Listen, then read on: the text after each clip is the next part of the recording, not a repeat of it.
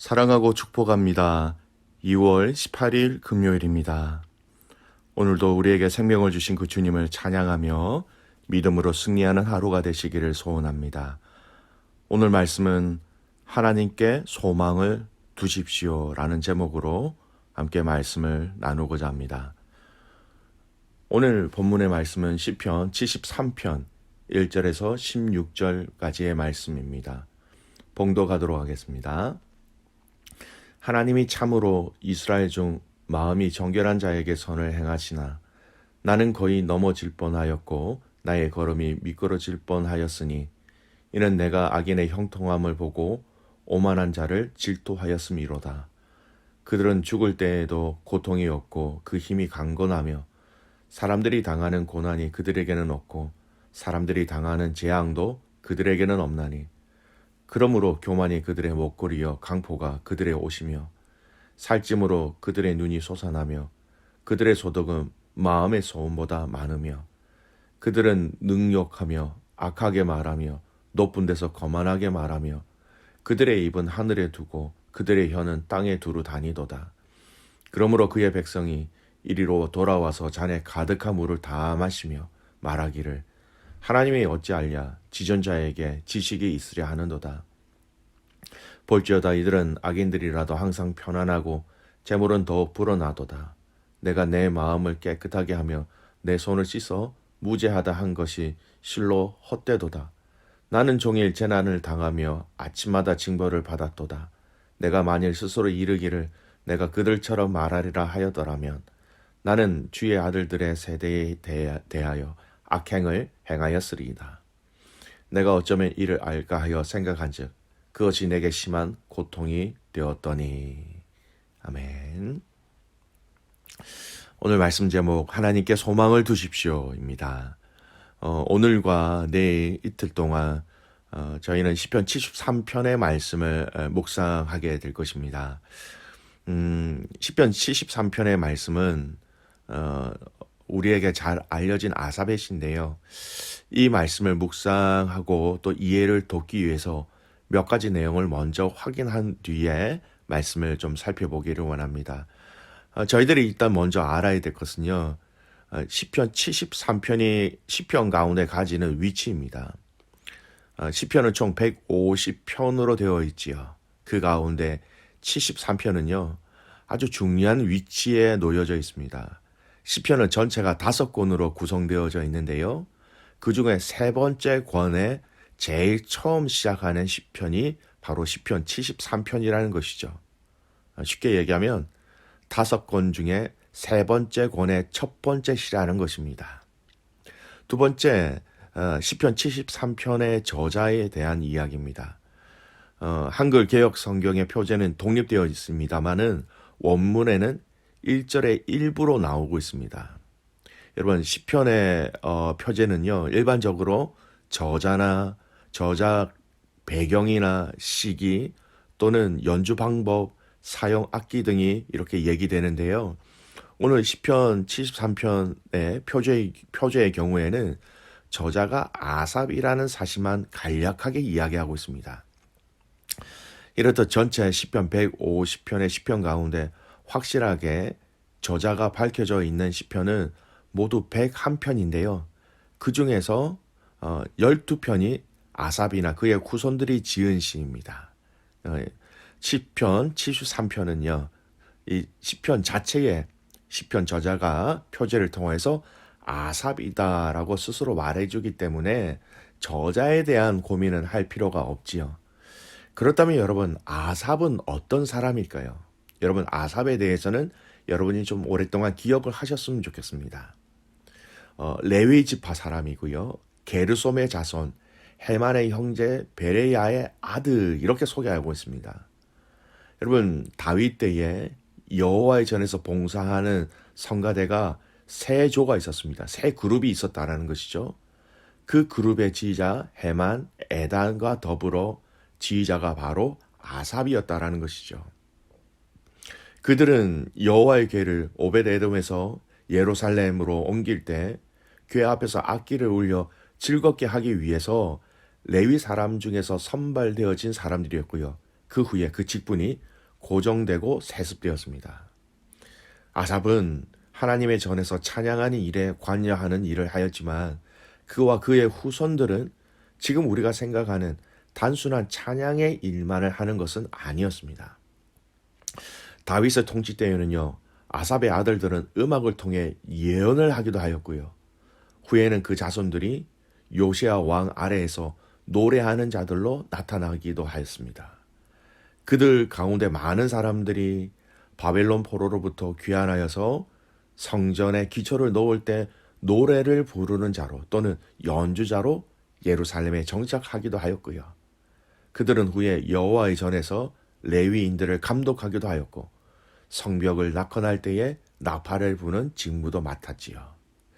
이러한 일들을 주관하는 아삽이 오늘 시편 73편을 통해서 무엇을 고민하고 또 무엇을 고백하고 있는지를 잠깐 살펴보기를 원합니다.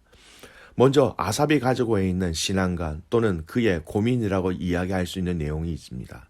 자, 먼저 1절을 보십시오. 1절은 이렇게 얘기합니다. 하나님이 참으로 이스라엘 중 마음이 정결한 자에게 선을 행하시나. 하나님은 마음이 정결한 자에게 선을 행하시는 분이다. 아삽은 그것을 믿고 있었다는 것입니다. 선을 행한다라는 것은 여러분 무슨 말일까요? 예, 은혜와 복을 베푼다라는 말입니다. 하나님은 공의로우신 분이다라는 것입니다. 은혜를 베푼다, 복을 베푼다. 즉 의인에게는 은혜와 복을 베풀고 악인에게는 형벌을 베푸신다. 그렇게 믿었던 것이지요.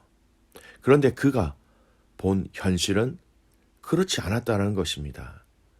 현실에서 바라본 일들로 인하여 그는 믿음이 흔들리다 못해 포기할 뻔하기까지 하였다라는 것이죠. 그가 보게 된 또 그가 알게 된 현실이 어떻습니까? 3절을 보십시오. 이는 내가 악인의 형통함을 보고 오만한 자를 질투하였음이로다. 한마디로 이야기하면 이 악인들의 형통함을 도저히 이해하지 못하겠다라는 겁니다.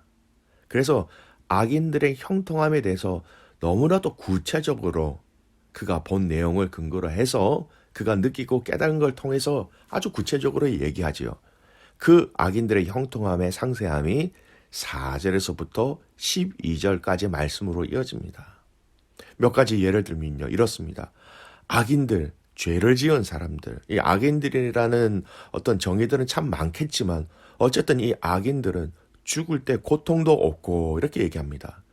여러분, 죽을 때 고통 없이 죽는 거를 여러분 우리는 동양적인 사상에서는 그것은 큰 복 중에 하나다라고 얘기하지요. 근데 악인이 그런 복을 받고 죽는다라는 것입니다. 세상에서 죽을 때 고통 없이 죽는 것을 여러 사람들이 소원으로 이야기하고 있지 않습니까? 이어지는 말씀에 보면 사람들이 당하는 고난이나 재앙이 없다라고 얘기했습니다. 악인들인데도 불구하고 고난도 없고 재앙도 없다라는 것이죠. 여러분, 심지어는 11절 말씀 보세요. 말하기를 하나님이 어찌 알랴 지존자에게 지식이 있으랴 하는도다. 여러분, 이게 무슨 말입니까? 하나님인들 어떻게 알 수 있으랴? 가장 높으신 분이라도 무엇이든지 다 알 수 있으랴? 알 수 없다라는 거예요. 하나님을 완전히 경멸하고 무시하고 있다라는 겁니다. 하나님을 인정하지 아니하는 아주 악하고 교만한 사람인데 이들이 죽을 때 고통도 없고 여러분 고난도 없고 재앙도 없다라는 겁니다. 그리고 12절 후반부의 말씀에 보면 말씀을 통해서 아삽은 악인의 형통함을 더 덧붙여 얘기합니다. 재물은 더욱 불어나는도다. 여러분, 재물이 불어난다라는 것은 지금 우리가 쓰는 말로 부자라는 겁니다. 점점 부자가 된다라는 겁니다. 부자가 가지고 있는 특징 중에 있지요. 평안과 부를 누리는 삶이라는 것을 상징적으로 얘기하고 있습니다. 이러한 현실을 통해서 아삽은 너무나 괴로운 거예요.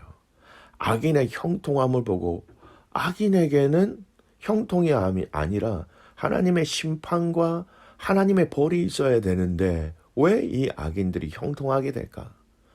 여러분, 이 환경에 대한 질문들은요, 하나님에 대한 질문까지 이어지게 되는 것이죠. 그렇다면 하나님이 살아계시다면 하나님의 선하심, 하나님의 공의로우심이 도대체 어디 있는가? 더 큰 본질적인 고민을 하게 되었다라는 것입니다. 물론 우리가 내일 읽은 말씀을 통해서 하나님은 아삽의 이 모든 괴로움과 또 이 모든 혼란스러운 것들을 다 해결해 주시는 은혜를 주십니다. 내일 이 결론 말씀을 알기 전에 오늘 이 본문을 통하여서 우리가 우리의 삶을 점검해야 될 아주 중요한 부분이 있습니다. 말씀을 통해서 우리에게 주시는 영적 메시지가 있다라는 것이죠. 그것이 무엇이냐? 여러분, 세상적인 형통과 번영이 다 하나님의 축복의 결과는 아니라는 것입니다. 이 땅에서 잘 먹고 잘 살고 잘 지내고 잘 죽는 것, 이것은 이 땅에서의 복 맞습니다. 이것을 복이라고 세상 사람들은 이야기합니다. 그리고 우리도 믿음의 사람들도 이것이 복이라고 얘기합니다. 그런데 장차 우리가 가게 될 하나님 나라의 영광과 복과는 전혀 다르다라는 것을 여러분 우리는 알아야 합니다. 여러분, 부자와 거지 나사로의 이야기를 알고 계시죠? 부자는 이 땅에서 잘 먹고 잘 살았습니다. 형통하였습니다. 어려움이 없었습니다. 괴로움이 없었습니다. 하지만 하나님 나라의 영광을 누리는 복은 그가 얻지 못하였지요. 반면 거지 나사로를 보십시오. 이 땅의 삶은 정말로 우리가 복이라는 것을 찾기에는 정말 힘든 아주 비참한 삶을 살았습니다. 그런데 그는 하나님 나라에서 주님의 품에 거하는 이 땅의 복과 비교할 수 없는 복을 누렸던 그였습니다. 여러분, 무엇이 형통일까요? 아삽이 지금 보았던 악인들의 그 형통이 정말 진정한 형통이라고 말할 수 있을까요? 이 땅에서의 삶의 기준으로만 생각한다면 형통이라고 할 수 있겠지요. 그러나 이 땅의 삶 이후의 삶까지 이어지는 형통이 아니라는 것을 여러분 우리는 알아야 합니다. 이 땅에 잘 먹고 잘 살고 건강하고 또 부와 영광과 모든 것을 누린다. 그것이 죽음 이후의 삶까지 이어지는 형통이 된다라는 것은 성경은 전혀 이야기하고 있지 않습니다. 그러니 이 땅에서의 기준으로만 보니 이 땅의 그 악인들의 형통이 진정한 형통으로 보여지는 것이고, 그러다 보면 하나님의 공의가 의심되어지는 것입니다. 선한 자에게 복을 주시고 악한 자에게 심판하신다는 그 하나님을 전혀 찾아볼 수 없게 되는 것이지요. 오늘 읽은 아삽의 고민을요, 지금 이 땅에 사는 성도들도 많이 하고 있는 고민이라는 것을 여러분 알고 계십니까? 여러 가지 삶 속에서 적용되어집니다. 악한 방법 또는 거짓으로 속여서 성공하는 사람들을 볼 때에 믿음의 성도들에게도 우리도 그 방법으로 한번 해볼까 하는 그런 유혹을 받게 되는 이유가 무엇입니까? 이 땅에서의 형통만 생각하니 유혹을 받게 되며 또한 그 유혹에 믿음의 성도들이 그렇습니다. 넘어지게 되는 것이지요. 여러분, 우리가 이 땅의 형통함이 진정한 형통함이 아니라 내세까지 죽음 이후의 그 삶까지 이어지는 진정한 형통이 무엇인지를 알고 믿고 발견하며 살아가는 믿음의 성도들이 되시기를 소원합니다. 시편 42편 5절 말씀입니다. 내 영혼아, 네가 어찌하여 낙심하며 어찌하여 내 속에서 불안해하는가? 너는 하나님께 소망을 두라. 그가 나타나 도우심으로 말미암아 내가 여전히 찬송하리로다. 하나님께 소망을 두라. 그가 나타나 도우심으로 말미암아 내가 여전히 찬송하리로다. 믿음의 가족 여러분, 이 땅에 소망을 두지 마시기를 바랍니다.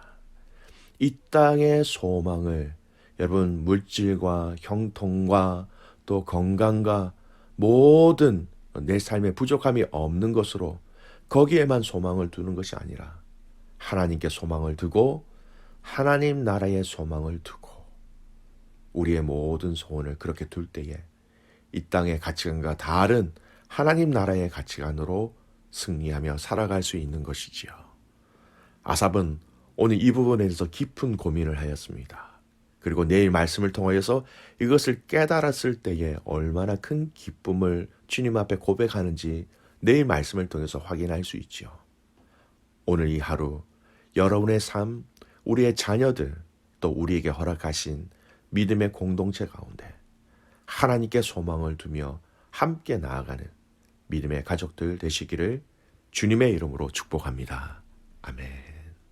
기도하겠습니다. 하나님, 우리가 이 땅에 소망을 두는 것이 아니라 주님께 소망을 두며 살아가게 하여 주시옵소서. 주님께 소망을 두기에 이 땅의 형통함이 우리의 삶에 없다 할지라도 감사하며 기뻐하며 즐거워할 수 있습니다. 주님께 소망을 둠으로 말미암아 주님을 기억하게 하시고 주님의 가르침에 순종하게 하시고 하나님 나라의 기쁨과 권세를 하나님 우리가 누리며 체험하며 살아가게 하여 주시옵소서. 그렇게 하실 그 주님을 신뢰하며 승리하는 하루가 되기를 소원하며 살아계시는 예수 그리스도의 이름으로 감사하며 기도드리옵나이다. 아멘.